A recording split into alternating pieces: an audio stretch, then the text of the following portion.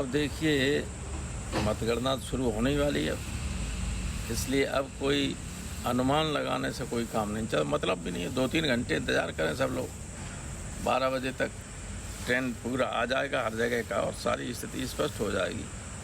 इस वक्त कोई ये कहे कि नहीं हम ऐसा कर रहे हैं, ऐसा कर रहे हैं, इतनी सीटें जीत रहे हैं, अब इसका कोई ज़्यादा चुनाव, इससे पहले तक तो सब चलता था, सबकी जिज्ञासा होती थी, लेकिन अब तो वो खुलने जा ही रहा है, इसलिए अब उसमें कोई अनुमान जो है उसकी ज़रूरत नहीं है। अब तो 2 घंटे के बाद जब सही ट्रेंड आना शुरू हो जाएंगे तो अपने आप सारे देश की स्थिति स्पष्ट हो जाएगी। इंडिया गठबंधन कितनी सीटों को लेकर अभी आप मान रहे हैं, कितनी सीटें मिलने वाली हैं? अब तो शाम को देखेंगे, अभी इसी तो मैं कह रहा हूँ, कभी आप अनुमान लगाने का कोई अर्थ नहीं रहेगा। अब तो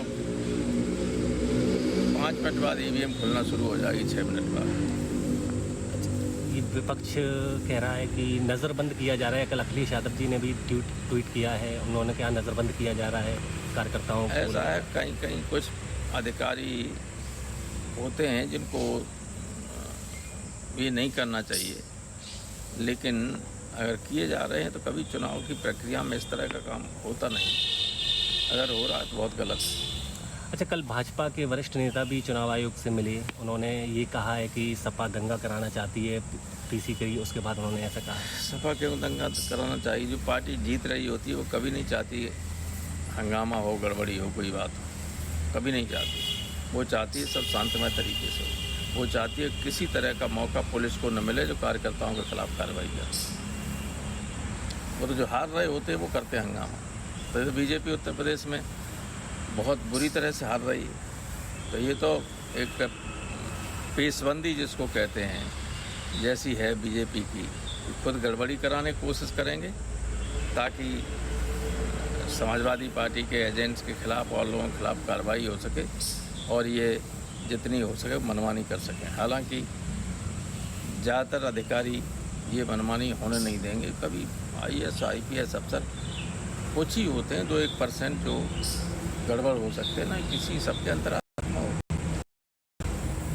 जनता का है, जनता का जो भी फैसला हो उसको स्वीकार करना चाहिए, चाहे भारतीय जनता पार्टी हो, चाहे समाजवादी पार्टी हो, चाहे कांग्रेस हो, चाहे अन्य कोई पार्टी। अरुणाचल प्रदेश के विधानसभा चुनावों का रिजल्ट भी आया, वहाँ पे बीजेपी एक अच्छी सीटों से जीत दर्ज की, तो क्या लग रहा है?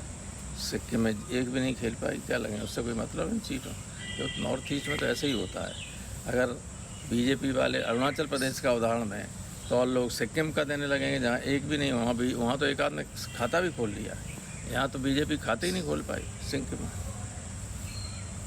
हमारा लास्ट सवाल और है, कांग्रेस नेता जयराम रमेश हैं, उन्होंने चुनाव आयोग से कुछ समय मांगा था, उन्होंने ये बोला था कि अमित शाह ने 150 से ज़्यादा अधिकारियों को, मजिस्ट्रेटों को बुलाया और दबाव बनाने की कोशिश की, उनका ऐसा आरोप है। क्या ऐसा कुछ आपको क्या लग रहा है?